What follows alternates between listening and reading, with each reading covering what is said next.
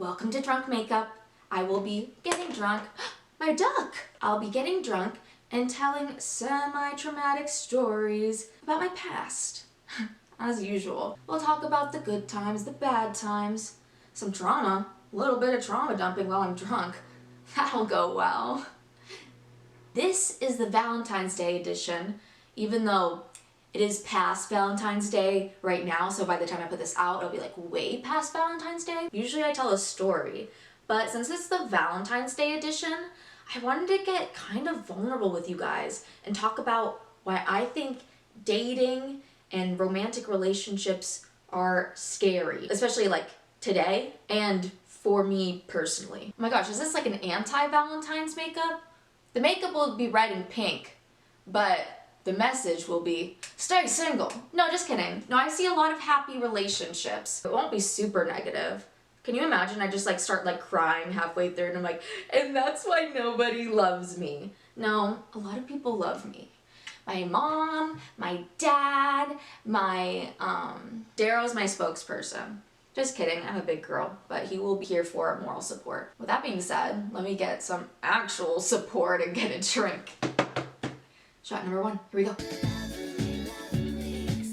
Pancake's here, and she's my forever Valentine. Also, the makeup I'm doing, I'm mostly improvising, but there is a specific eye makeup look I want to do. First, let's contour and talk about why I am the way I am. One thing about me, I don't know if you could tell, but I grew up an only child, ages 0 through 15.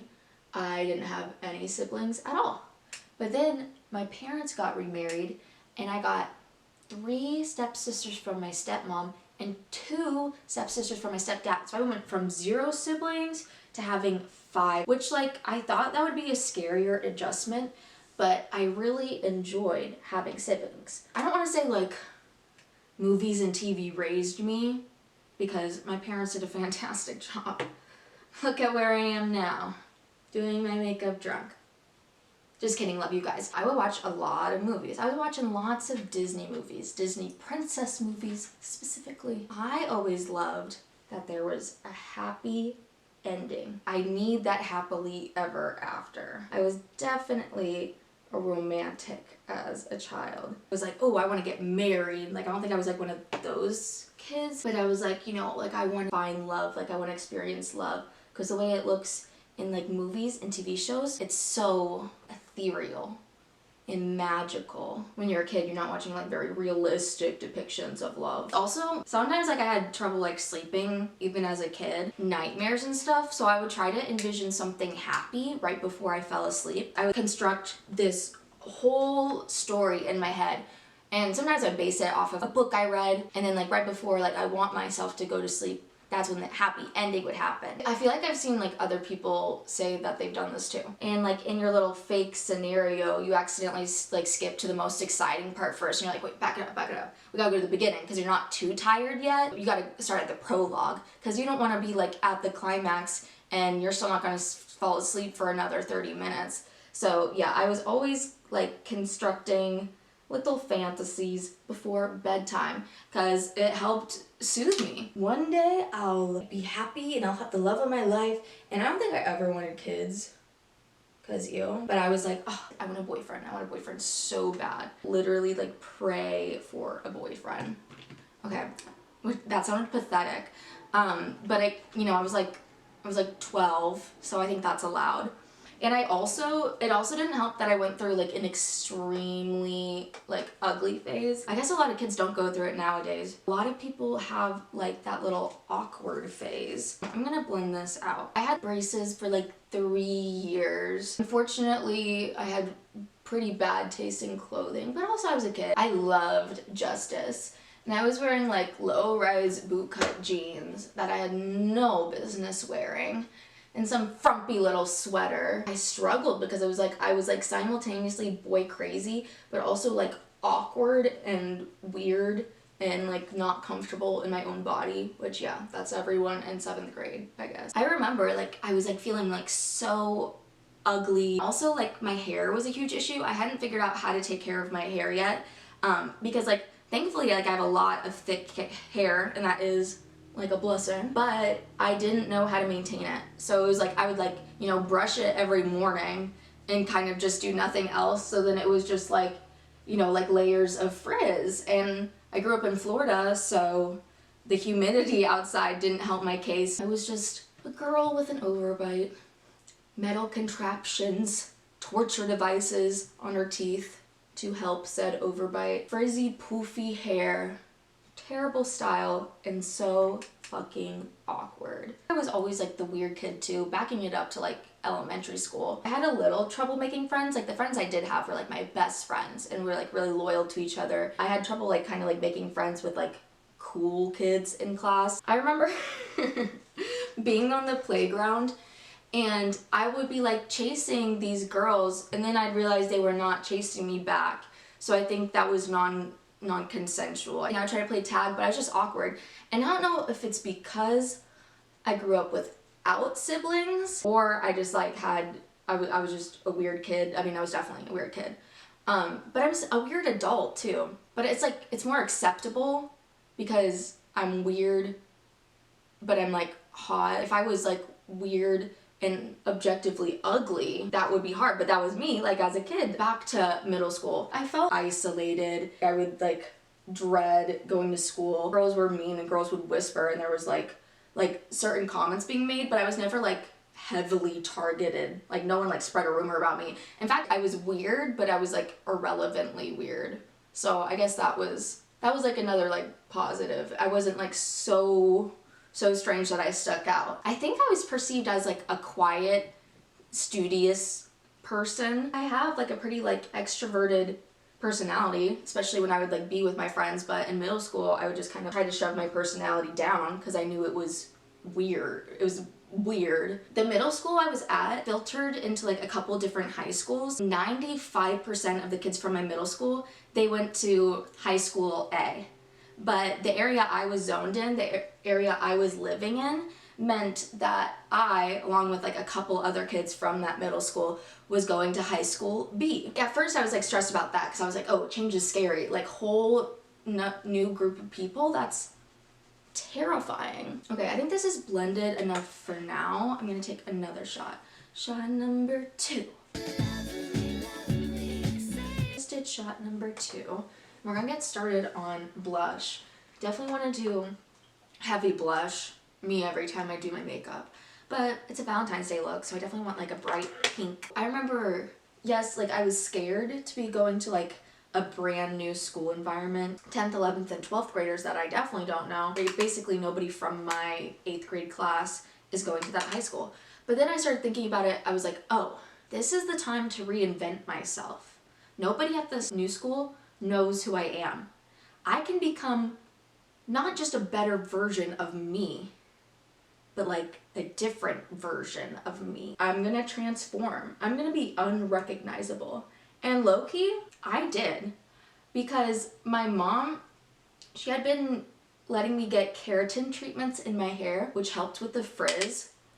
And also I started being able to like take care of my hair better. I do like these little twists and like put it in like a claw clip and got ready in the morning, and then my hair usually ended up looking like fantastic, which I wasn't used to because in middle school it was like every single day was a bad hair day. My hair is cooperating and I'm grateful. Literally a month before high school, my freshman year of high school started, I got my braces off. And I'd also gotten significantly better at makeup over the last like summer or so. I mean, I still wasn't blending my foundation well, but I was getting better. And I went back to school shopping and I got some cute clothes. And I swear to God, I was a brand new bitch because I just wanted to be more palatable to people because I felt like I was always like too much, like too loud, too strange, just like not able to fit in. Through my years of consuming media, I feel like the pretty but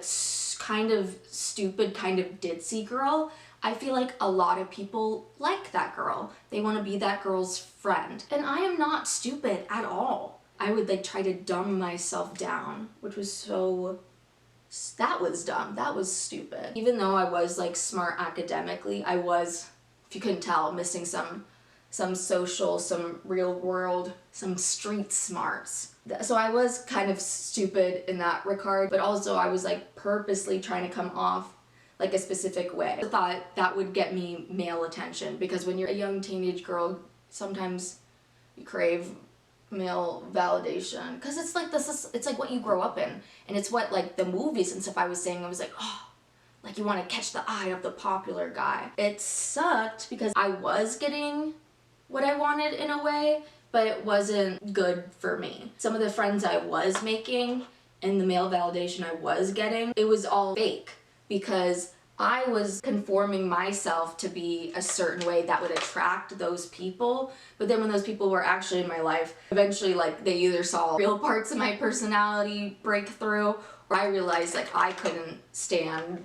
them or stand how I acted with them. Trying to get a nice pinky base on my eyelid. I think kind of throughout high school, I even had like, you know, like real true friends that pointed it out to me. They're like, why do you like put on this like fake front and you act ditzy and clueless when you're around certain groups of people? And I was like, probably because of deep-rooted insecurities. Thanks for asking. Eventually I kind of shed that stupid part, because I was like, that's not very feminist of me. Women in my life, they like always craved male validation. It was like what I grew up on, what I was taught. You'll be happy once you find a boyfriend or once you find a husband. If I get like a haircut or a new shirt, she'd be like, was everyone complimenting you and was everyone noticing you because of your like 2-inch trim that you got? And I was like, no, Mom, I'm pretty sure not. I think I'm good with this bright pink base.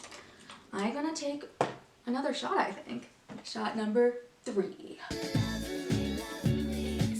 Half red. Okay, that's a good start. I almost want to put like water on it.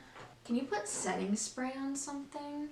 Should you put setting spray on something to make it wet? This could end up being a disaster, just so everybody's on the same page. But yeah, so I was always kind of suppressing parts of my personality because I thought that would appeal other people. The relationships I did have didn't make any sense. I would like go out of my way to go for guys that I assumed I was out of their league to me, because it was like a safety thing. If I'm not as into them as they are into me, then that's secure. They're never going to be the one to break up with me. I can have control. Just to let you guys know, that is not how that works. Stupid people, they'll break up with you. Ugly people, they'll break up with you. Ugly people will cheat on you with someone uglier. It's very confusing. So none of the rules that I had made were working out, because like I promised myself, I was like, if I am like all of these things, then you know, life's gonna work out for me. Ugh. One side I did significantly better, you guys. Okay, I feel like I need to re-wet this red. It's a weird sentence. Okay, I'm trying to go underneath my eye.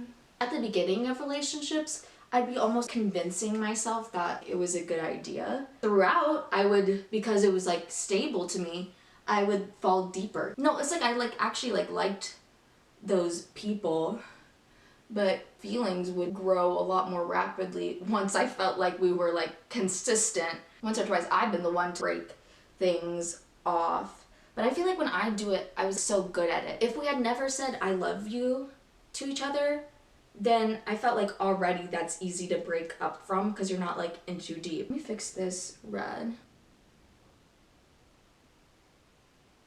I feel like this looks good, but also I'm a little tipsy, so I can't tell. Let's see how it looks in the picture. Yeah, she did that better than me for sure. Relationships, like the ending of them, if I wasn't in control of it, was always like super traumatic for me, because I felt like once you said I love you, then we're locked in. That's just how my mind works. I always liked the growth I had after a breakup. Slowly, after like each time I was out of a relationship, I would build myself up and just really prioritize myself. I was prioritizing my wants, but my wants was to prioritize another person. And that's why I haven't been in one so long, because I feel like when I am in one, I definitely have codependent tendencies. Relationships are scary. I love being selfish. I love doing things for me to benefit me. That was like a little bit of lore. I wanted to also talk about why today's dating scene is terrifying. Let me give examples I mean, you already know this if you've watched my first drunk makeup video. I go into the time I had the worst date ever in Atlanta, so I have like a whole story about that, but I'm just gonna go like little things. This was back when I was in college, and I matched with this guy on some dating app, and we were flirting back and forth, and we decided to like set up a date. And he was like, come over to like my apartment clubhouse, we can play pool, swim, or go in the hot tub or whatever. So I wore my bathing suit under my clothes. I'm gonna add some white. Obviously I didn't put a bunch of like makeup on because I knew we were going swimming. We did the date and we were at the pool table, and then he just invited me to like go back to his apartment, which was weird. I was like, didn't you want to swim? But then I figured out later that he was doing that like little test that sometimes guys do with girls. And they're like, oh, girls are catfishes. They'll have so much makeup on and you have no idea what they look like underneath. So I think he told me it was a swim date just so I wouldn't be able to like put on makeup and catfish him. So confused. I was like, why are we watching a movie inside your apartment if we were gonna go swimming? I didn't figure that out until like later, and I did some deductive reasoning. We ended up hanging out a second time, and I'm trying to decide how much detail to give. Let's just say this. The date ended with me disappointed and him showcasing his Pokemon collection while naked.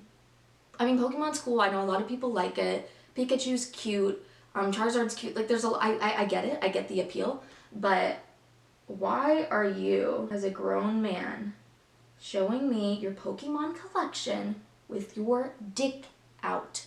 Why is your penis out while you're showing me Pikachu? You know what I mean? He would like get like memorabilia from his closet, still butt ass naked, and walk out and show me. And I'm just like sitting there like, cool. You know what? I would have respected it more if it was like a Littlest Pet Shop collection. Like if he had some limited edition ones, or if it was Monster High dolls. I would have been like all for that. You did both things wrong. It was shit I didn't care about, and you're naked. If you were clothed and talking about Pokemon, I would have made an effort to listen. Or if you were naked and talking about Barbie, then I would have listened. But the combination of Pokemon and naked man was not good. He ended up being tired after showing me his Pokemon collection, and then he asked me to help him take his trash out. And I did. I took a trash bag, we walked to his dumpster, and then I was like, bye, I guess. And then we like never spoke again. Yeah, sometimes the bar really is in hell. That one was like more funny than traumatic. I think I like where my eyeshadow is. I'm ready for shot number 4. I have like this lash primer that I never use. I think it helps add volume underneath before you add regular mascara. But I could be making shit up. He like makes it very clear almost immediately. I'm gonna do my brows. That he's like, you know, this isn't anything serious, right? Blah, blah, blah. And I'm like, okay, way to kill the mood. This is why like I hate talking to men. He was nice enough to like buy me Fruit Loops at his apartment, so I was like, that's pretty cool. But he was also kind of like a health freak, because I guess because he was a nurse. He was like, chocolate makes you break out, so he would only buy like vanilla ice cream. We ended up watching like Avatar: The Last Airbender. Great show. I mean, Fruit Loops, I'm watching Avatar, no complaint. Before he like invited me over, he was hyping himself up so much, promising things you can't unpromise. And once I was there, he mentioned offhandedly that he had just gotten his septum piercing. And I was like, okay, what's that got to do with me? But shit, did it have everything to do with me, because he could not perform certain duties because it was so sensitive. Like he would do something for like a few seconds and just be like, sorry. And I'm like, you're pathetic. Why did you get your septum piercing 2 days before you knew I was coming? You knew I didn't. Anyway, at one point he had reached out to me to come see me again, and I was bored. I told him he like could come to my apartment. I'm like waiting for updates, like an I'm on my way or I'm halfway there, because he lived like multiple hours away. So I'm like waiting. Oh, don't ever catch me waiting for a man.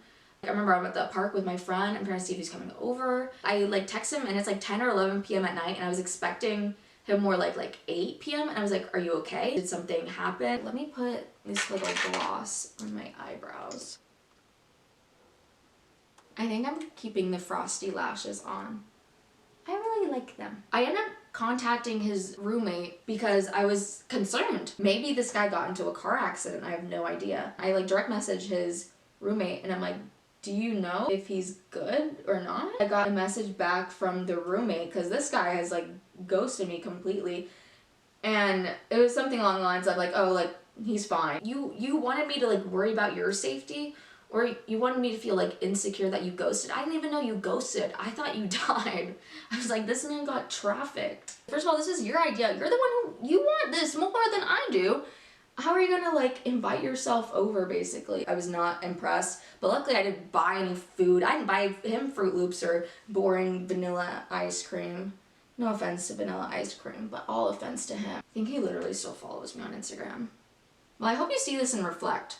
Because how are you gonna act more immature than the girl you're talking to who's like a decade younger? That's embarrassing. Like, I know I have blush blindness. I know it. But I kind of don't care, dude. I'm gonna get a Q-tip and maybe clean this up after I take another shot. Okay,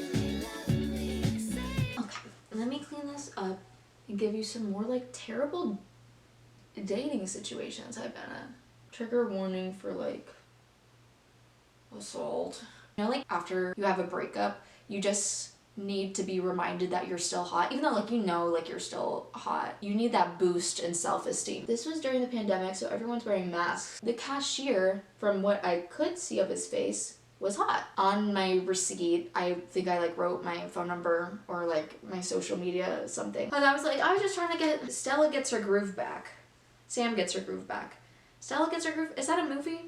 If so, I have not seen it, but I understand that it is a reference because I just referenced it. And the guy ends up like reaching out. We set up a date because he was like, oh, like you were cute too, or whatever. He's displaying some red flags over our messages already, but I'm young, I'm naive. He wanted to have a date like right after his shift at the Hollister. And so I kind of like was waiting out there, and then after he was done, he was like, yeah, do you want to like go in Barnes and Noble and kind of hang out? And I was like, sure, I love books, which I do. He decided like while we're in the middle of Barnes and Noble, like children are here, it's a public place, in the middle of the aisles, he like grabs my ass.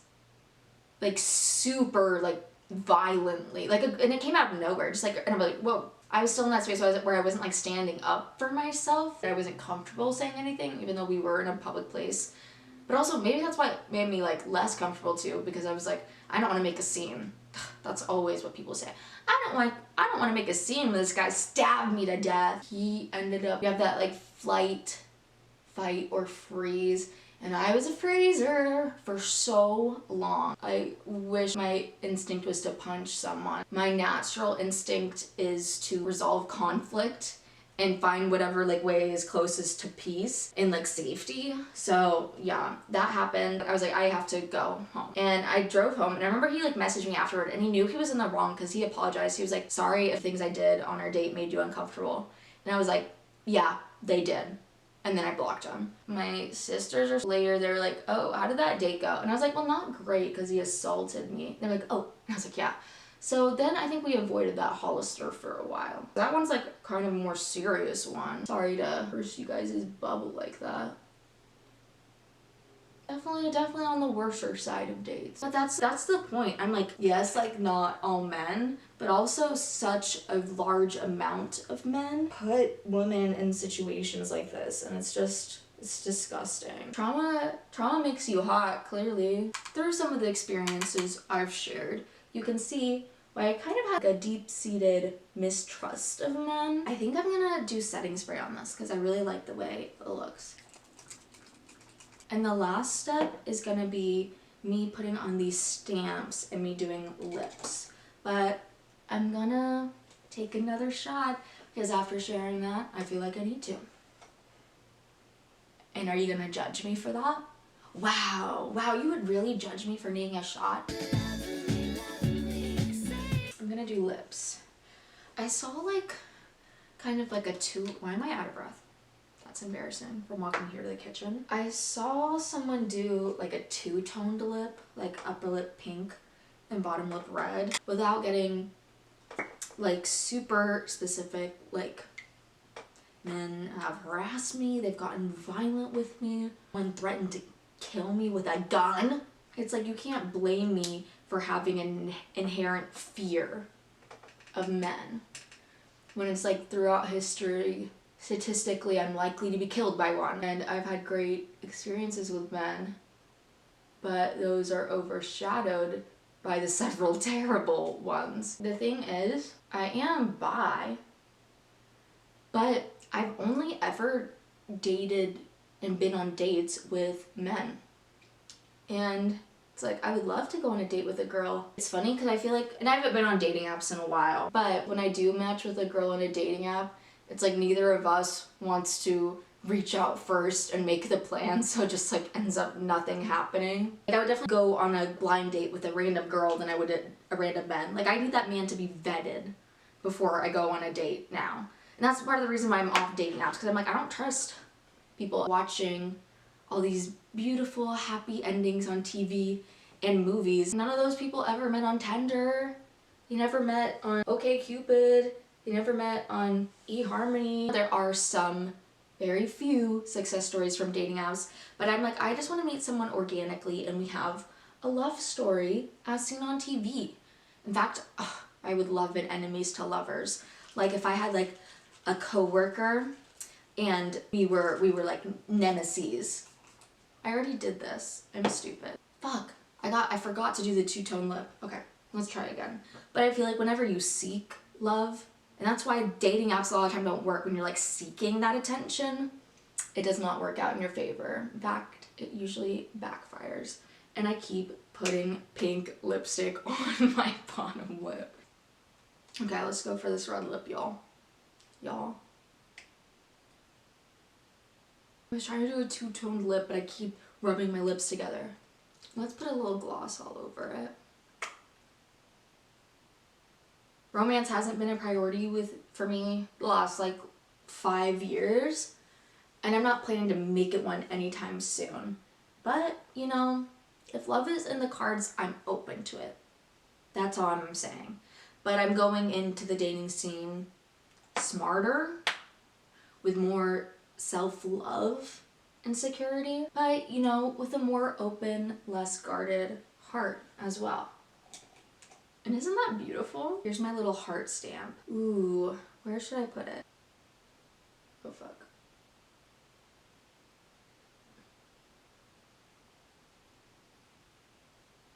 That's cute. This is the final makeup look. Wait, I think this is pretty. I'm gonna change into something that matches the outfit a little bit more, though I do love my cherry PJs. Let's elevate the look. This is the final look. Makeup done, hair out, and I got a cute little dress on too. See? Thanks for joining me on this kind of more serious, vulnerable journey. I am very close to the age of 25, which means my brain is pretty much almost fully developed. Now that I'm smart, I'm ready for love. Is that crazy to say? Maybe not ready for love, but ready for crushes. Please like and subscribe. 1 like equals 1 happily ever after. And 1 subscribe equals 1 ugly, abusive, disgusting man being punched in the face. Boom! But I have no anger in my heart. Love you guys. Bye!